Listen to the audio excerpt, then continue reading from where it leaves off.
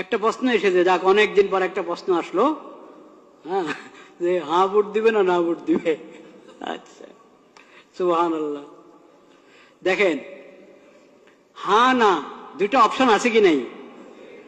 Option যখন দুইটা আছে, এখন সবাই তো বলছে, সরকারও চাচ্ছে হাতে ভোট দেওয়া হোক, হাতে ভোট দিলে দেশের ফায়দা হবে, নাতে ভোট দিলে দেশের উন্নতি বাধাগ্রস্ত হবে। সরকারও বলছে হাতে দিলে দেওয়া উচিত, উৎসাহ দিচ্ছে। অনেক দলকে দিয়ে বলানো হচ্ছে, বা অনেক দল নিজেরাও স্বতঃস্ফূর্ত বলছে হাতে ভোট দেওয়া হোক। কিন্তু অপশন যখন দুইটা আছে, এর মানে নাতে ভোট দেওয়ার অধিকার আছে কি নাই? আছে, নাহলে তার দরকার নেই ভোটের। হ্যাঁ না দুইটা যখন আমাকে দেখাচ্ছেন যে হাতে ভোট দাও বা নাতে ভোট দাও, এর মানে অধিকার দেওয়া আছে সরকারের পক্ষ থেকে। আপনি নাতেও দিতে পারেন, হাতেও দিতে পারেন। নাতে দিলে এটা অপরাধ হবে না, দণ্ডনীয় অপরাধ হবে নাকি নাতে দিলে? তাহলে হ্যাঁ না দুইটার ভোট অপশন রাখলো কেন? আপনি বুঝতে হবে আপনি কি করবেন। বাধ্য হয়ে দিবেন না ভোট, নিজেকে বাধ্য মনে করবেন না যে আমাকে হাতেই দিতে হবে। বাধ্য করে না কেউ আপনাকে, কিন্তু এক ধরনের যন্ত্রণায় ফেলেছে আমাদেরকে।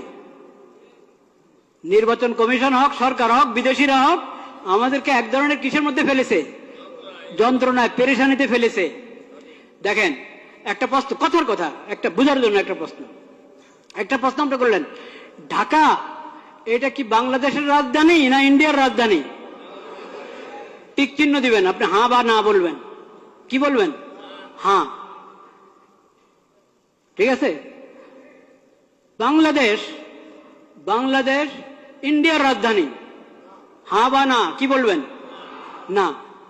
এখন আপনাকে প্রশ্ন করে, ঢাকা দিল্লি এটা বাংলাদেশের রাজধানী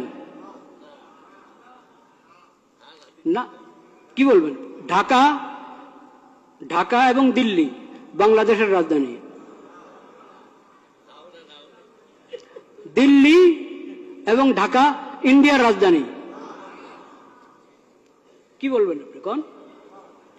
তো এখানে যে এরকম করে রেখেছে 5-6টা জিনিস, আপনি হ্যাঁ বললে সবগুলোকে হ্যাঁ বলবেন, না বললে সবগুলোকে কি বলবেন?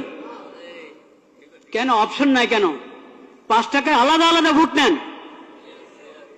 আপনাদের কি সিলের টান পড়ছে না কালি কাগজ না কিসের টান পড়লো?